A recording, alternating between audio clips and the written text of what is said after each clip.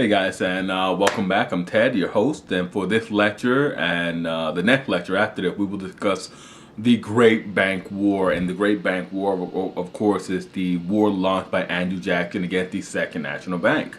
Before we begin before we begin our lecture proper, before we begin discussing all of this stuff, I just like to do our customary recap. And in our last lecture, we discussed how Andrew Jackson had become president at last. He had been thwarted in 1824 with the quote-unquote corrupt bargain struck between Clay and John Quincy Adams. But he had rebounded well, and he had succeeded in winning the election of 1828. He really swept the election of 1828. And he had immediately busied himself by tackling the issue of Indian removal in 1830. Refusing to support the Supreme Court decision, allowing the state of Georgia to do what it wanted to the Cherokees and the other civilized tribes. He had very succinctly vetoed the Maysfield Road piece of legislation, refusing to allow that to go through. And he has stood up to South Carolina in the first real challenge, by any state, any single state or any other state, to federal authority. The Virginia Kentucky resolutions were really just circular letters.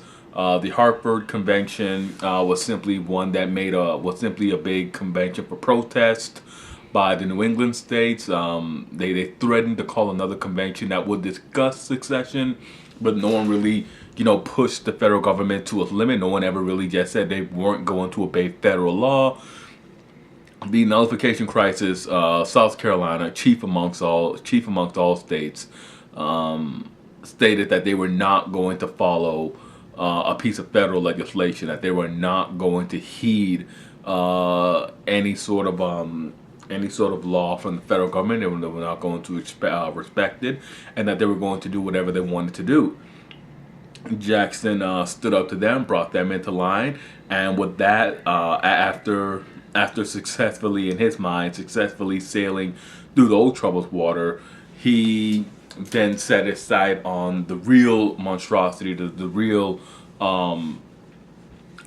problem with the republic that he wanted to fix, and that would be the second bank of the United States. And now, before we even begin to that, we must understand that Jacksonian democracy, and that is the political element that Andrew Jackson is riding, that he's in control of, was made up of contradictory elements. All of the components wanted change and were dissatisfied with the way things were, but otherwise had very little in common. The only common denominator able to hold this group together was a very strict interpretation of the Constitution. And their interpretation of the Constitution, the lowest common denominator, the LCD for this group, was really summed up in the Second National Bank. It was best illustrated by the Second National Bank and the idea of the destruction of the Second National Bank of the United States. Now, the Second National Bank of the United States, had been chartered in 1816 for 20 years. And the Second National Bank stood as a symbol of the Democratic Republican movement towards restoring the nation to what it had been. The destruction of the bank was the principal objective of the Jacksonian Democrats. And it was one thing that they used to sort of hearken themselves into the mold of the original Democratic Republicans who had stood in opposition to the First National Bank in the 1790s. Now, the official purpose of the Second National Bank of the United States was to function as the official bank of deposit for the United States government. The 1816 charter for the Second National Bank gave it the powers to function as the type of institution that the National Republicans really yearned for. The Second National Bank almost immediately began serving in that capacity after its creation. Firstly, it began to regulate the money supply, since all federal taxes and imports duties were paid to the Second National Bank. The the bank had a constant flow of revenue in the form of bank notes. Now, uh, the Second National Bank was also a repository for state bank notes, and they used these state bank notes to to op to operate an invisible restraint on the state banks. By holding these banknotes, they were able to keep pressure on the state banks to ensure that the state banks didn't hyperextend themselves, didn't print paper money all out of proportion to the actual gold reserve they had on hand. So the Second National Bank would very continually and very regularly make demands for gold, for specie, for hard coin. Uh, by the state banks, and this kept the state banks in line. It meant that the state banks would always keep enough gold, hard currency on hand to cover their needs. That was one of the purposes of the Second National Bank. Now, the Second National Bank also controlled the growth of the early republic's economy. The bank kept banks from, as I stated earlier, overextending themselves through the issuance of paper money, but also through the overextending themselves through excessive loans. In hard times, the Second National Bank could be counted upon to see uh, that the strain was eased by relaxing her demand for hard currency and allowing loans more freely, and that the Second National Bank um, Second National Bank was actually free, even though it was a government institution. It was still at least portion of it was privately owned. So the Second National Bank was free to pursue investment policies independent of the federal government, and really allowed to invest in private corporations and in the financing of internal improvements. Sorry, I apologize for that. The Second National Bank was free to pursue internal improvement investments, all on its own.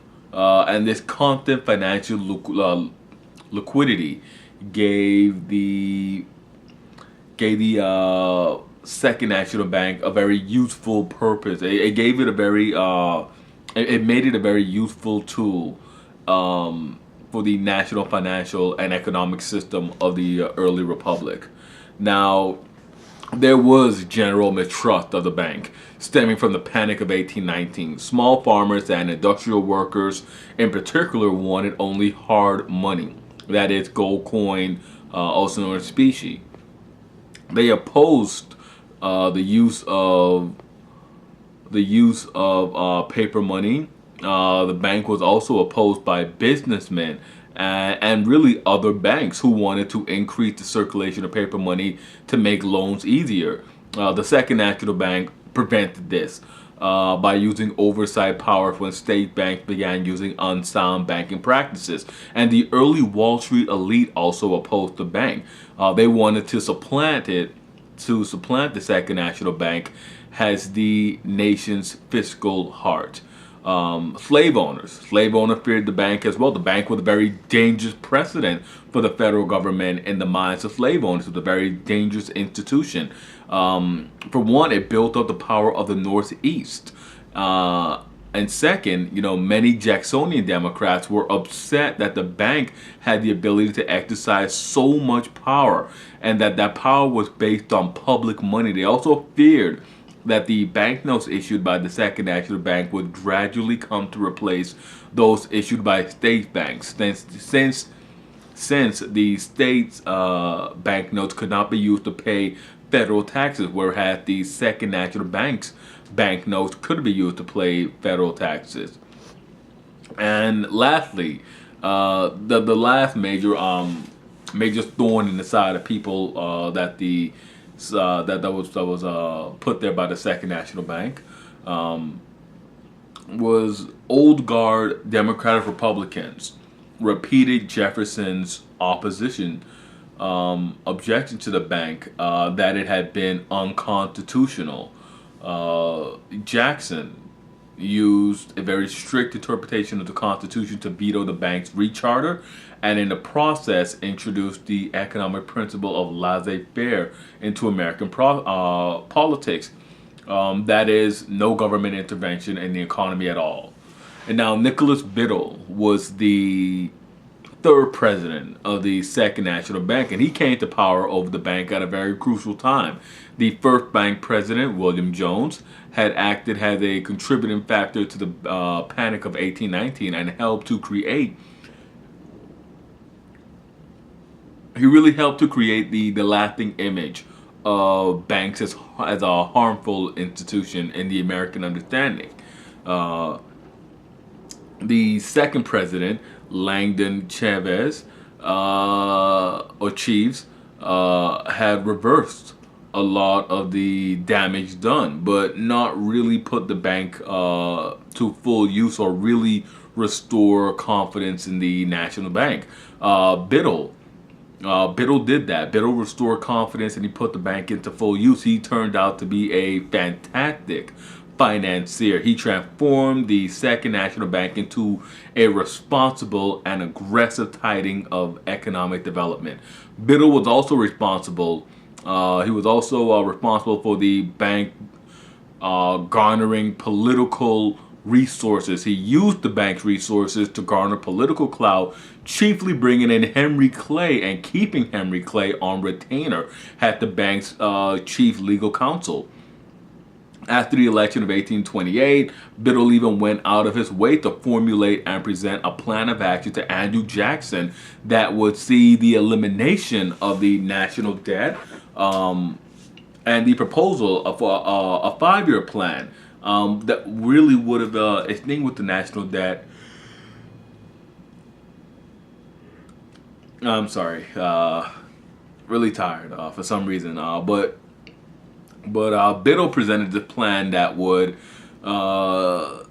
eliminate the national debt in 5 years on the anniversary of the Battle of New Orleans, Jackson's great battle.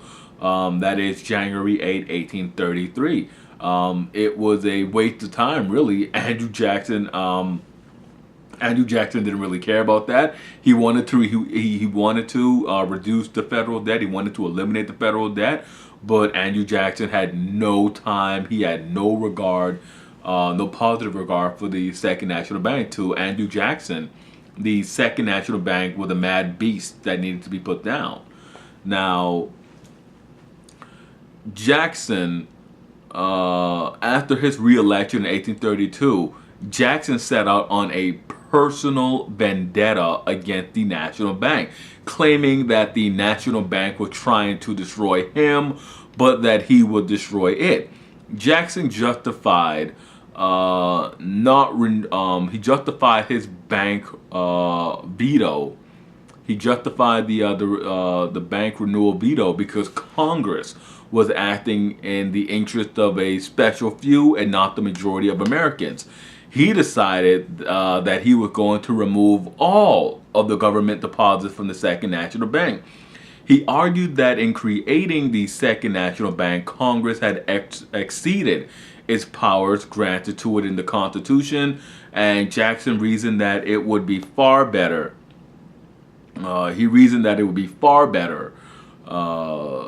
To simply use a system of smaller banks, had the deposit system for federal funds, where financial stability will be ensured by the financial revenue of the republic and the nation's credit rather than on dividends from the bank. Now, Jackson had no direct constitutional power to attack the bank. The bank had, after all, a 20-year charter, and a charter would not be up for renewal until after Jackson left office.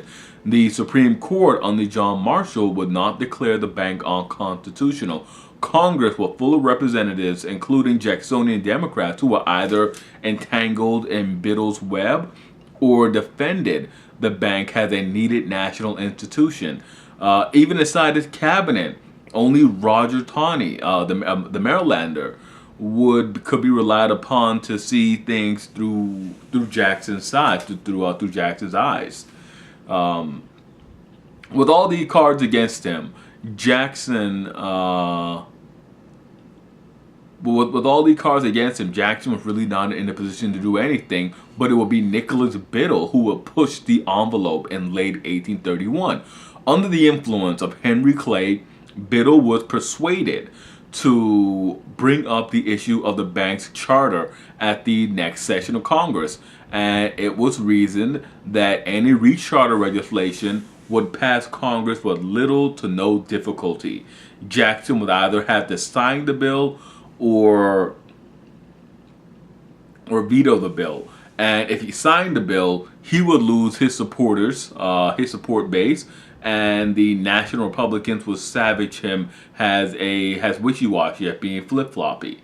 All the while, the Second National Bank would still have another 20 years free to continue doing their business. And on the other hand, if Jackson did actually veto the recharter bill, Congress would override his veto and he would lose support among his supporters, who would be outraged at his very unconstitutional threat to a national security, his very unconstitutional threat toward national security and national prosperity. Now, a triumvirate of Henry Clay, who was once again in the House of Representatives, had the Speaker of the House of Representatives, George McDuffie, and George M. Dallas, saw to it that the recharter bill sailed through the House of Representatives, and it sailed through sailed all the way on to the president's desk. And when it got to Andrew Jackson's desk, he vetoed it. The recharter bill was vetoed by Jackson, but Clay pounced on this, and Clay led a spirited assault on Jackson's veto, and Jackson carried the day, and his veto stood. Clay was not really rattled. He had been prepared for this, and he had timed the confrontation well. Clay expected the nation to rally around him and to dump the military chieftain who used high-handed measures to endanger the national economy. Clay was gravely mistaken. The National Republican candidate in 1832, who just so happened to be Henry Clay, was duly trounced by Jackson in the 1832 election. And with that, we'll break. And we'll come back and we'll finish up the election. We'll finish up the Great Bank War when we come back. As always, hit like, subscribe, and comment. Let me know what you guys thought about the Great Bank War, Part 1. If you agree with Andrew Jackson's vetoing of the Second National Bank, if you believe that there should be a national bank or if there should not be a national bank. And as always, I'll see you guys next time with another lecture.